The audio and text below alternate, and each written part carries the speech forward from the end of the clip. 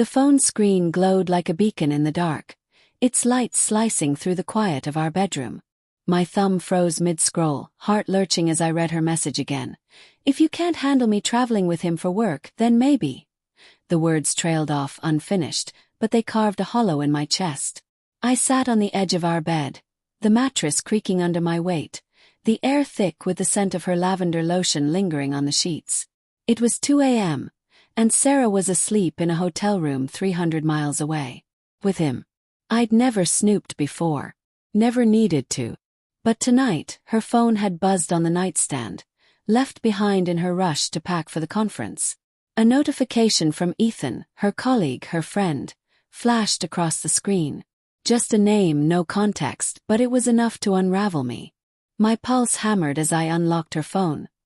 Her passcode, a guilty secret I'd glimpsed over her shoulder months ago. The message thread stared back at me, a Pandora's box of half-truths and late-night chats. "Miss you already," he'd written 2 hours ago. Her reply, "Your trouble. See you at breakfast." My stomach twisted, bile rising. Trouble. What kind of trouble? Sarah and I had built a life together.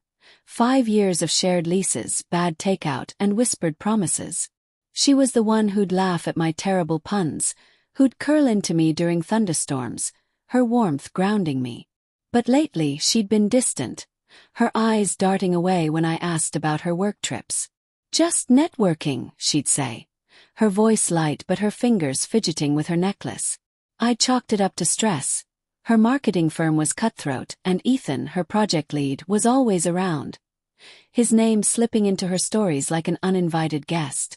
I trusted her. Didn't I? The bedroom felt smaller now, the walls pressing in as I scrolled further.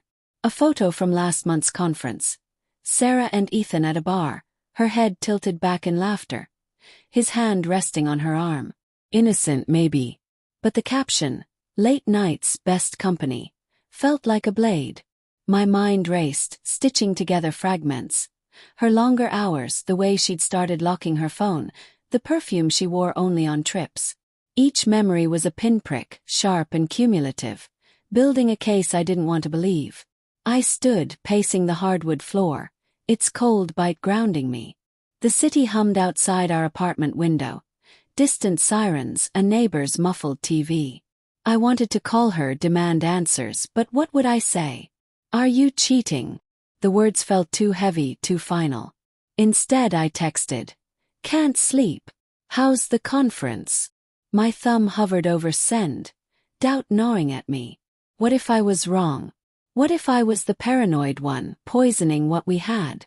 Her reply came faster than I expected. "It's fine. Just busy. Talk tomorrow." No warmth, no emojis, just a curt dismissal. I stared at the screen, the words blurring as my eyes burned. I wanted to believe it was nothing, that Ethan was just a colleague, that the late-night texts were about work. But the ache in my chest whispered otherwise. The next morning I brewed coffee, the machine's hiss filling the silence.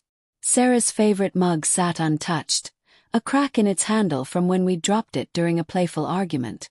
I'd laughed then, kissing her forehead, promising we'd replace it. Now that memory felt like a lie. My phone buzzed. An email from her firm's shared calendar. A new event. Sarah/Ethan. Client dinner, private reservation. Private. The word lodged in my throat. When she came home that evening, her suitcase wheels squeaked against the floor. She looked radiant, her cheeks flushed, her smile too bright. "Missed you," she said, kissing me lightly. But her eyes didn't meet mine, and her hands stayed busy unpacking. "How was Ethan?" I asked, my voice steady despite the storm inside. She froze just for a second, then laughed. "Oh, same old work stuff. He's swamped with the new campaign." Her words were smooth, practiced, but her fingers twisted that necklace again. Dinner was quiet, the clink of forks deafening. I watched her, searching for the woman I loved in the stranger across the table. "You seem off," she said finally, her brow furrowing. "Everything okay?" I wanted to scream, to lay out every text, every doubt, but instead I nodded. "Just tired."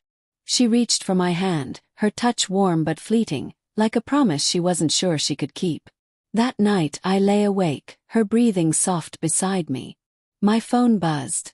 A new message in their thread, forwarded accidentally to a group chat I was in. Ethan's words. Can't stop thinking about last night. My heart stopped, the world tilting. Sarah stirred, murmuring in her sleep, oblivious to the fracture she'd caused. I stared at her, the woman I'd built my life around, and realized the truth wasn't in her words or her touch. It was in the silence she left behind. And in that silence I heard the end.